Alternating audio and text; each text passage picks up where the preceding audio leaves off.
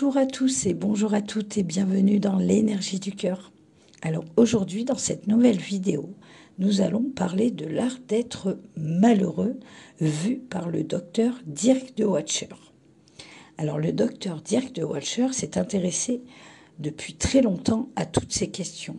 Donc par exemple comme quel est le sens de l'existence, pourquoi les gens veulent toujours être heureux, etc. Il a traduit justement ses recherches en réponses et en 7 sagesses accessibles à tous. Donc on va voir ça en débutant par une petite histoire. Alors petit 1, l'art de vivre, c'est l'art d'être malheureux. Nous sommes en juillet 1969 et l'homme pose pour la première fois le pied sur la Lune. Un événement magique retransmis devant plus de 500 millions de téléspectateurs du monde entier. Le prince Philippe, qui est l'époux de la reine d'Angleterre Élisabeth II, est totalement justement obsédé par l'épopée de ces 3 courageuses astronautes. Il est à un stade de sa vie dominé par la frustration et l'insatisfaction et l'impuissance. Il est âgé de 48 ans et se pose la question, qu'a-t-il réalisé? Ces 3 astronautes sont reçus justement au Palais Royal et lors d'un entretien privé, le prince justement leur demande ce qu'ils ont ressenti exactement durant leur merveilleux voyage spatial. Que pense-t-il? Le destin de l'homme est-il dans l'espace? Les voyageurs lunaires, Armstrong, Collins et Aldrin, qui, à sa grande déception, ne sont pas des demi-dieux, mais de simples mortels enrhumés, ne savent pas trop comment réagir face à cet homme visiblement en pleine crise de la quarantaine. Ils lui répondent en toute franchise qu'ils étaient tellement occupés à suivre toutes les procédures à bord et à cocher toutes les checklists pendant le vol qu'ils n'ont pas vraiment eu de temps pour les intuitions spirituelles et les réflexions philosophiques. Après cette conversation un petit peu embarrassante, les astronautes quittent la pièce et laissent le prince seul avec son désespoir. Quelques instants plus tard, on retrouve le trio spatial impressionné par la splendeur du palais, qui court justement dans les couloirs et dévale les escaliers en sautant comme des enfants. Pour Philippe, cette rencontre est une déception, mais aussi une révélation et un moment de lucidité. Il prend tout à coup conscience justement que le bonheur et le sens de la vie ne résident pas dans les plus grands actes de bravoure ni dans une vie d'aventure. Pas plus d'ailleurs que dans un voyage lunaire. Mais alors dans quoi? Telle est la question. Si comme le prince vous ne croyez plus en Dieu, comment justement donner une direction à votre vie? Alors, grandiose et exaltant. Quel est le sens de la vie? Et pourquoi avons-nous fait du bonheur une quête presque obsessionnelle? Pourquoi doit-il être toujours grandiose et exaltant? Ce sont précisément ces questions que le psychiatre et auteur belge Dirk de Watcher se pose. Et ces réponses sont en réalité très simples. Ne visez justement pas le bonheur de manière compulsive.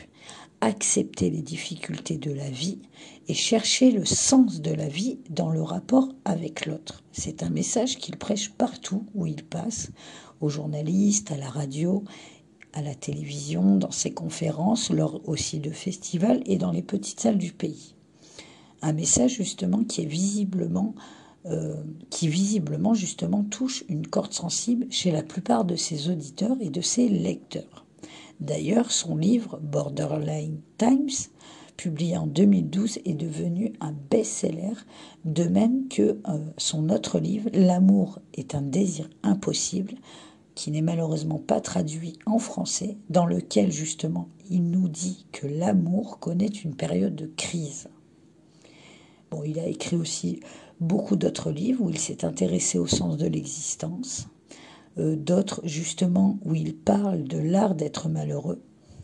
C'est d'ailleurs un livre assez court, mais dans chaque page, il y a, dans chacune de ces pages, excusez-moi, cela contient justement une sagesse que l'on aimerait d'ailleurs pouvoir retenir ou écrire sur un post-it à coller dans son agenda ou à accrocher au-dessus de son lit ou à plaquer sur le frigo. Alors, maintenant, assez bien. Dans ce livre, au titre justement volontairement provocateur, Dirk de Watcher s'interroge sur la nature du bonheur et tente de comprendre pourquoi justement celui-ci est devenu le but ultime de la plupart des gens. Il rappelle d'ailleurs ainsi que le sentiment de bonheur est causé par une substance sécrétée dans le cerveau, qui est l'endorphine, dont l'effet, justement, ne dure que peu de temps. Mais lorsque l'on reçoit, justement, la plus merveilleuse nouvelle du monde, le bonheur est donc, par définition, de courte durée. Et certaines personnes sont beaucoup plus enclines que d'autres à sécréter cette hormone. Alors, De Watcher conclut également que le bonheur dépend en grande partie de nos attentes. Lorsque l'on n'obtient pas ce à quoi on s'attend, on est déçu. Et on a d'ailleurs du mal à digérer les contre-coups. Cela nous rend malheureux. Ce que nous voulons, c'est être heureux. Un peu de bonheur ne suffit pas, malheureusement. Ce que De Watcher veut nous dire, c'est que à notre époque, tout le monde aspire au succès ultime, au plus grand bonheur et aux sensations les plus folles. Peut-être d'ailleurs rêvez-vous d'un voyage aux îles Caïmans ou de gravir l'Everest, ou comme le prince Philippe, de vous envoler vers la Lune. Mais n'oubliez pas qu'un jour, vous rentrerez à la maison et devrez gérer le quotidien. Acceptez donc l'idée, conseille-t-il, donc qu'une vie ordinaire est très satisfaisante et qu'une telle vie ordinaire, justement, connaîtra inévitablement des périodes malheureuses et des moments de tristesse. Il est d'ailleurs essentiel d'accepter cela et d'apprendre à vivre avec. C'est ça l'art de vivre, c'est l'art d'être malheureux. Alors, petit 2, le sens de la vie réside dans la rencontre avec l'autre. Il y a de cela 1 ou 2 générations, les églises étaient pleines le dimanche. Aujourd'hui, plus de la moitié des Français ne se réclament d'aucune religion. Comme il n'y a plus de Dieu, ni d'église, pour imposer des règles et des contraintes, cela nous laisse beaucoup de liberté et d'espace. Mais cela, justement, crée aussi un immense décalage. Car une liberté sans limite accroît justement le besoin de donner du sens à sa vie et de répondre à la question de savoir pourquoi sommes-nous sur Terre. Alors, quel est justement en somme le sens de notre existence? Tant que la convivialité règne, il n'y a pas de mal. Nous dansons de festival en festival, révèle le docteur, ni prêtre ni moraliste. Il dit « Je n'ai rien contre les festivals, rien contre les fêtes, les voyages, les divertissements, mais c'est lorsque le plaisir devient le seul but de la vie que nous avons justement un problème. Auparavant, dit-il, nous pensions que nous étions sur Terre pour mériter notre place dans l'au-delà. Or, maintenant, nous ne croyons plus en une vie après la mort. Alors, nous courons à droite et à gauche pour essayer de faire quelque chose de cette vie. Et c'est difficile pour beaucoup de gens. Surtout dans des périodes douloureuses, c'est dans ces moments-là qu'ils viennent justement me voir. Ils me disent « Docteur, je ne me sens pas bien. Que dois-je faire? Donnez-moi une pilule pour que je retrouve le moral au plus vite. » Alors là, c'est le témoignage d'un patient qui est journaliste. Il dit « Ma première entrevue avec le docteur Dick de Watcher a eu lieu chez lui. Nous buvions un thé assis justement à la longue table de son salon. Je m'étais bien préparé à cet entretien. À ma grande surprise, il s'était lui aussi renseigné sur ma personne et cela justement ne m'était encore jamais arrivé dans ma carrière de journaliste. Tandis que ses yeux sombres me perçaient, il me dit « J'ai lu une de vos chroniques au sujet de votre ex-belle-mère. Vous lui rendiez visite. Vous avez égayé l'après-midi de cette vieille dame. Ce n'est pas grand-chose en soi, mais c'est de cela qu'il s'agit. Ce sont ces toutes petites choses qui donnent du sens et qui signifiaient justement quelque chose pour autrui. C'est cela justement qui donne un sens à la vie. Et ce n'est pas par pur altruisme, pas du tout, car cela vous procure à vous aussi un sentiment agréable, meilleur même que d'aller à un festival. La joie se faufile par la porte de derrière. » Hinderger, alors c'est le prénom, nous dit que la réalité humaine, l'être là, ce qu'il appelle justement le Dessin, c'est l'être avec l'autre. J'ai besoin de l'autre et l'autre a besoin de moi. Je ne suis pas justement devenue thérapeute systémique par hasard. Dans son dernier livre, il l'exprime un petit peu différemment et l'on peut entendre la douceur de ses mots. Il dit « Tempérez votre bonheur et si vous êtes heureux, je vous le souhaite. Essayez de faire quelque chose pour votre voisin. Essayez justement de mener une vie bienveillante, inspirée du bonheur d'une autre personne. Et cela vous rendra heureux. » Alors, maintenant, petit 3, la différence entre vous et un patient psychiatrique est plus ténue que vous ne le pensez. En tant que professeur de psychiatrie, le docteur Dirk de Watcher suit des patients souffrant de troubles psychiatriques très lourds, qui sont d'ailleurs très souvent hospitalisés. Toutefois, il reçoit aussi des gens ordinaires, dans son cabinet de thérapeute systémique chez lui à Anvers. D'ailleurs, des gens qui souffrent de la vie. Et la ligne de démarcation entre ces deux types de patients est plus ténue qu'on ne le pense. Alors, il dit, nous sommes tous des patients potentiels. Les patients psychiatriques sont justement des gens normaux que le hasard du destin ou un événement fatidique a poussé dans la case patient. Cela d'ailleurs peut nous arriver à tous. S'il devait arriver d'ailleurs quelque chose à mes enfants, je n'exclus pas d'être anéanti et d'avoir justement besoin d'une aide psychiatrique.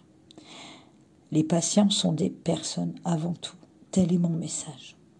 Des personnes qui ont justement heurté un mur, qui sont confrontées au chagrin, à une perte, à l'adversité ou à l'absence d'existence. Et c'est justement lorsque les difficultés s'immiscent dans la vie que se pose la question du sens de la vie. Petit 4. Ne faites parfois rien. Nous avons tous besoin d'autres personnes. Sans lien avec notre prochain, nous ne sommes rien. Et pourtant, il est aussi important d'être seul de temps en temps, de chercher le silence dans ce monde rempli de stimuli et de bruit. Et en ces temps agités et cacophoniques, ce n'est pas un hasard, dit le docteur Watcher. Si autant de personnes justement cherchent refuge dans la pleine conscience et la méditation, mais, prévient-il, ils n'en font pas un traitement ou un subterfuge dans le but de pouvoir être encore plus performants. Cela ne signifie d'ailleurs pas que je ne recommande pas la pleine conscience à mes patients, car elle a justement le mérite de ne pas considérer les gens malheureux comme des malades ou des anormaux, ce qu'ils ne sont pas. Le chagrin n'est pas quelque chose dont on doit guérir. Et il poursuit. La pleine conscience, retraite en silence, leçon de méditation, je n'ai rien contre tout cela. Mais il vaut bien mieux s'offrir régulièrement des pauses au quotidien, prendre un instant de recul ou ne rien faire, ne pas avoir de plan justement à l'avance et simplement être. Le docteur de Watcher plaide ainsi également pour des pauses numériques. Donc des vacances déconnectées, des déjeuners sans portable et des, justement, jeûnes du smartphone. Voilà, se déconnecter totalement de tout, justement, ce qui nous stimule la plupart du temps. La télé, les téléphones, essayer de se retrouver soi-même avec soi. Maintenant, petit 5. L'art de la philosophie, source de réconfort. Outre la médecine, le docteur Watcher a également étudié la philosophie. Cette double casquette de philosophe et de psychiatre transparaît clairement dans ses discours et dans ses livres.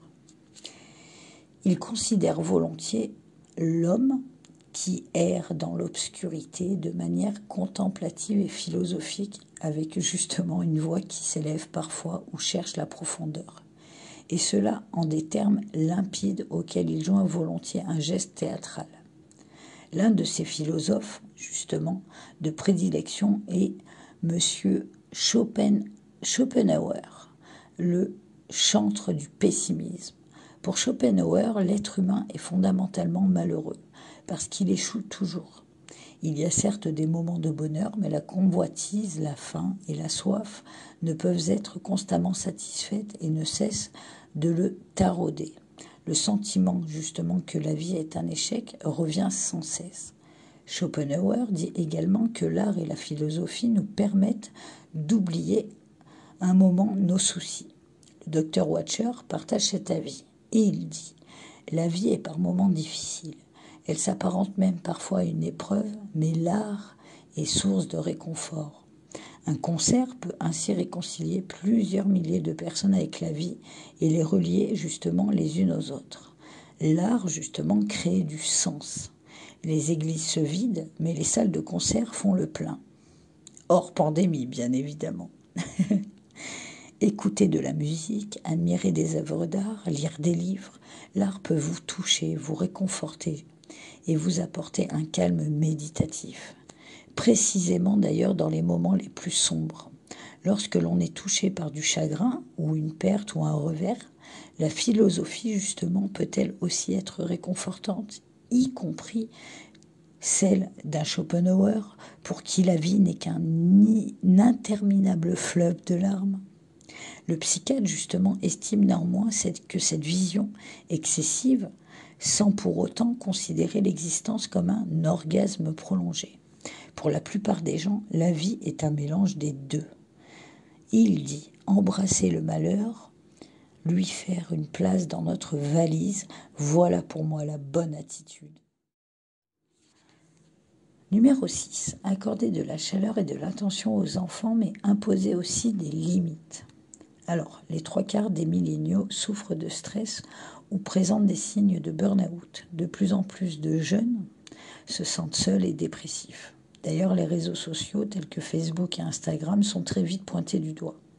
En effet, si votre journal ou votre fil ne vous présente que des personnes brillantes, belles et rayonnantes, qui mènent visiblement une vie parfaite, cela ne fera que renforcer la personne insatisfaite et tourmentée qui sommeille en vous, accentuant d'ailleurs ainsi votre sentiment de tristesse et d'abattement. Pour le docteur Watcher, il ne faut cependant pas jeter justement l'opprobre sur les réseaux sociaux, qui offrent à ses yeux de fantastiques possibilités de communication. N'espérez simplement pas qu'ils remplacent les vrais amis et les vraies rencontres dans la vraie vie. Si les jeunes luttent à ce point avec la vie, c'est aussi dû, selon lui, à la façon dont cette génération a été élevée. Il dit « Nous en avons fait des princes et des princesses. Nous les avons gâtés à l'extrême et avons confondu cela avec de l'amour. Nous leur avons crié justement que tout était possible, qu'ils pouvaient tout faire du moment qu'ils y trouvaient du plaisir, du moment qu'ils étaient heureux, qu'ils pouvaient mener justement toutes les études du monde, décrocher tous les emplois, mais ce n'est bien sûr pas du tout le cas. Et cette liberté est une illusion. Ce monde du divertissement que nous leur avons fait miroiter n'existe pas, et le paradis n'existe pas sur Terre. Le docteur Watcher estime justement que l'on a gravement négligé ces enfants, à qui l'on n'a imposé justement aucune limite et qui ont été excessivement gâtés. Alors comment devons-nous élever nos jeunes? Avec de la chaleur, une attention bienveillante évidemment, mais aussi en leur inculquant des limites, des valeurs et des normes, en leur parlant, en philosophant avec eux, en visitant des musées, en les poussant à lire justement, en leur permettant de se consacrer aux autres. Le docteur Watcher, justement, est bien conscient du fait que son idéal d'éducation ne le rend pas très populaire. Et il dit « Nous tendons vers une culture de bien-être dans laquelle tous les enfants sont fantastiques et les parents pensent que leurs enfants sont surdoués. Si le petit Louis, par exemple, rate son année, les parents prennent un avocat et poursuivent l'école en justice. Ne serait-il pas préférable de gronder Louis et de lui dire qu'il n'a pas fait de son mieux et qu'il peut s'améliorer, bien sûr sans vouloir créer de polémique ?»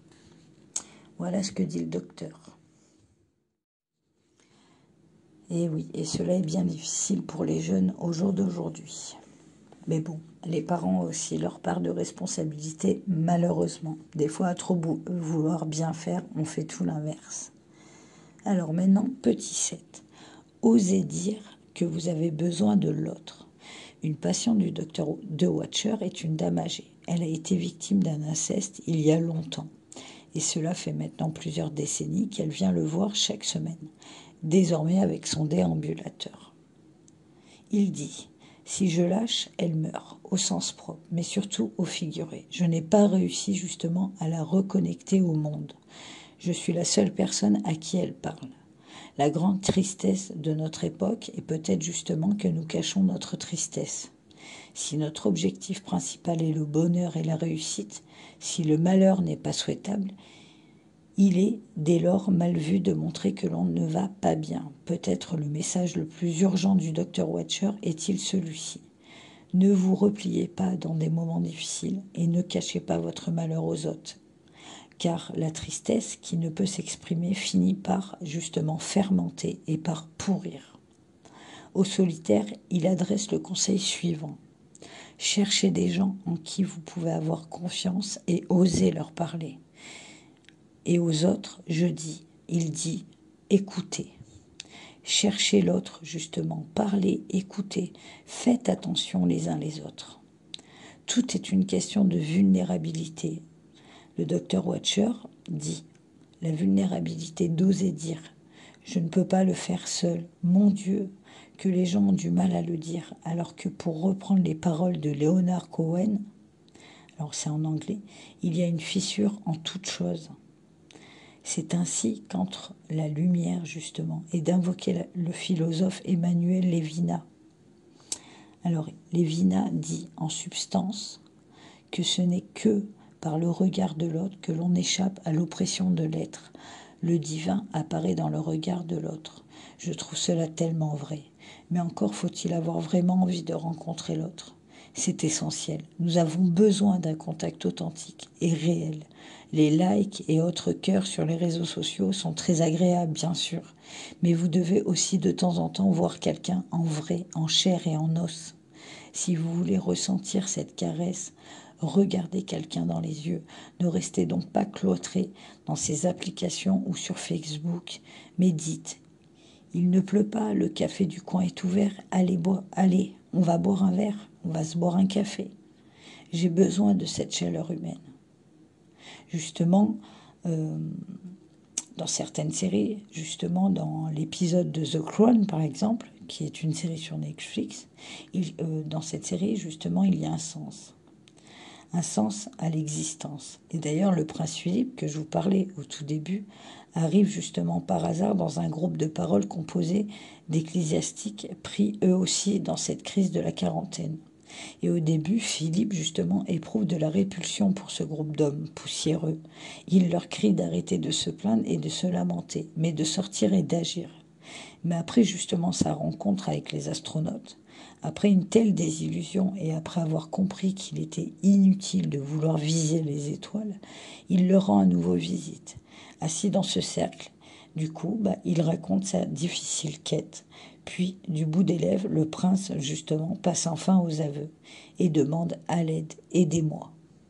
Donc oui, il est vraiment important, justement, de ne pas cacher ses sentiments. C'est pas parce que vous êtes malheureux ou mal que c'est une honte.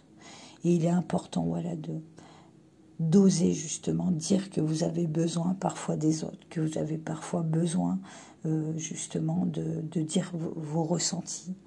Voilà, c'est pas une honte. Il y a beaucoup de personnes justement qui pensent, que c'est une honte, que c'est pas normal de pas être bien, et qui n'osent pas justement demander de l'aide, ou qui n'osent pas s'avouer qu'ils ont besoin de l'aide des autres. Et par contre, il est vraiment important aussi au jour d'aujourd'hui et à l'heure des réseaux sociaux, c'est vrai, de malgré tout garder un vrai contact avec les autres, en chair et en os justement. D'avoir ce contact physique réel, de ressentir les autres, que ce soit au bar, à une terrasse de café, voilà, même si on ne leur parle pas, d'avoir ce contact, même que visuel, mais en vrai.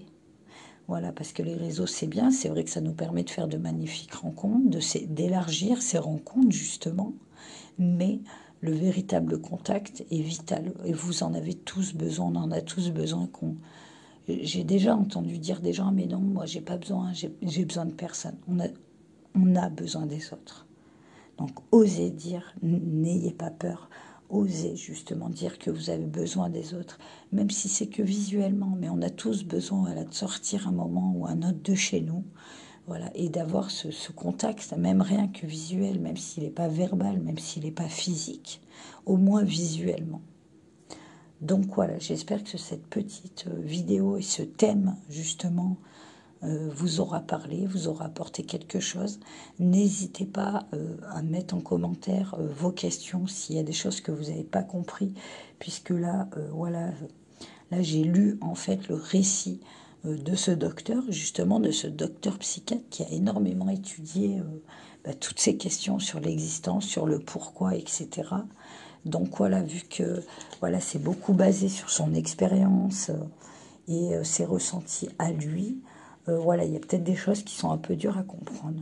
En tout cas, je vais finir cette vidéo par un petit texte qui vous dit « Ne visez pas compulsivement le bonheur et acceptez les difficultés de la vie et n'hésitez pas à chercher le sens de la vie dans le rapport justement à l'autre. » J'espère vous retrouver prochainement pour une autre vidéo sur la spiritualité.